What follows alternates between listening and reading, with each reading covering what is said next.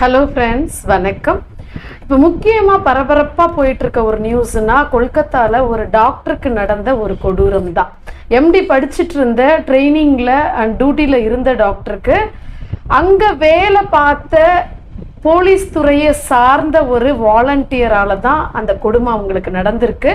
இதை பற்றின எல்லா டீட்டெயிலுமே எல்லாருமே தெரிஞ்சிட்டு இருந்திருப்பீங்க.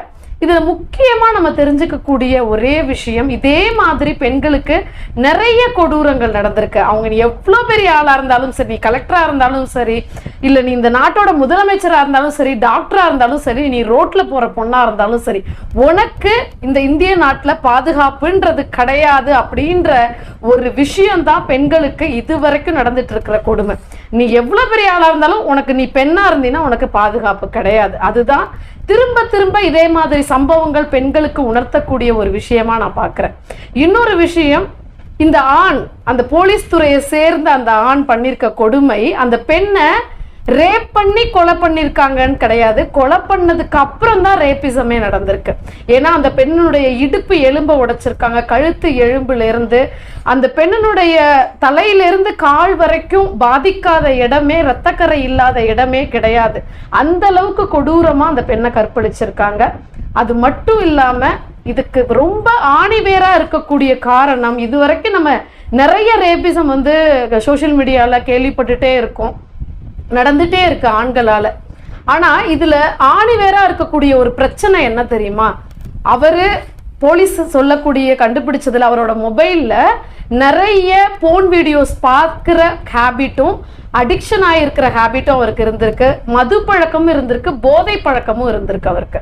ஸோ திரும்ப திரும்ப திரும்ப ஆண்கள் யாரெல்லாம் இந்த பழக்கத்துக்கு அடிமையா இருக்காங்களோ அவங்களுக்கு அம்மானா யாருன்னு தெரியல, அக்கா தங்கைகள்னா தெரியல, குழந்தைகளை யாரும் தெரியல, யாரை பார்த்தாலுமே அவங்களுக்கு ஒரு போதை பொருளாகவும் செக்ஸ் பண்ணக்கூடிய ஒரு பொருளாகவும் தான் தெரியுது. ஸோ அடிப்படை காரணம்ன்றது, எவன் ஒருத்தன் இந்த விஷயங்களுக்கு அடிமையாகிறோன்னா அவனுக்கு எந்த விதமான ஒரு உணர்ச்சிகளுமே, அதாவது ஒரு பாவ புண்ணியம் அப்படின்ற விஷயமே அவனுக்கு கண்ணுக்கு தெரியல.